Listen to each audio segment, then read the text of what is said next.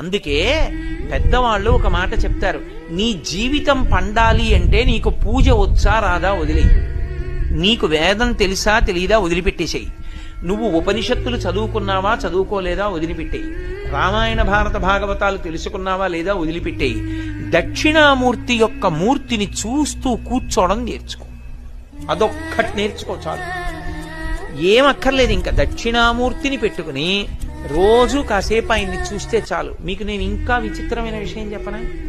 చంటి పిల్లలు కొంచెం కొంచెం పెరిగి పెద్దవాళ్ళు అవుతున్నప్పుడు ఇంట్లో అందమైన దక్షిణామూర్తి విగ్రహం ఉండి, విగ్రహం అంటే ఫోటో కనీసం ఉండి, పిల్లలు కాసేపు దాని వంక చూడడం అలవాటైతే మీరు చూడండి, నేను యథార్థం చెప్తున్న, పెద్దలు నిర్ణయం చేసింది, వాళ్ళు కళ్ళు తిప్పి ఆడుకుంటూ ఆడుకుంటూ పాకడం కూర్చోవడం వచ్చినప్పుడు చూసినప్పుడు వాళ్ళు నిశ్చలంగా కాసేపు ఇలా దక్షిణామూర్తి వంకే చూస్తారు.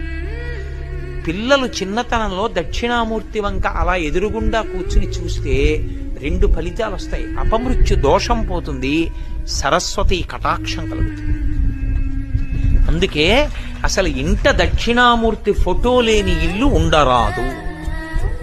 అంత మంగళప్రదమూర్తి ఎవరు అంటే దక్షిణామూర్తియే.